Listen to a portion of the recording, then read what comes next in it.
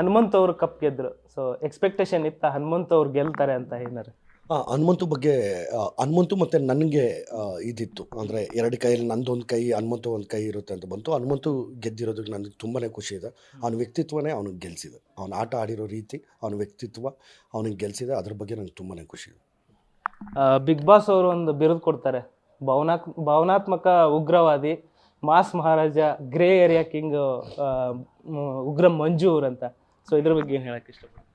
ಇಲ್ಲ, ನಾನು ಹಂಗೆ ಜೀವಿಸಿದ್ದೀನಿ ಆ ಮನೇಲಿ.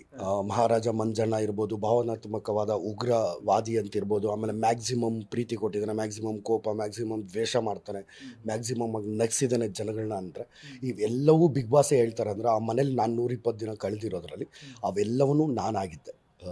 ಹಾಗಾಗಿ ನನಗೆ ಆ ಮಾತುಗಳು, ಆ ಬಿಗ್ ಬಾಸ್ ಕಡೆಯಿಂದ ಆ ಮಾತುಗಳು ಬಂದಿದ್ದಕ್ಕೆ ನಾನು ಇನ್ನೂ ಭಾಳನೇ ಭಾವುಕನಾದೆ ಅವತ್ತು. ಭಾಳನೇ ನಾನು ಜೀವಿಸಿದ್ದೀನಿ. ನಾನು ಗೆದ್ದೆ ಅಂತಲೇ ಅವತ್ತೇ ಅಂದ್ಕೊಂಡೆ. ಬಿಗ್ ಬಾಸ್ ಮನೇಲಿ ನಾನು ಗೆದ್ದೆ ಅಂತಲೇ ಅಂದ್ಕೊಂಡೆ ಅವತ್ತು.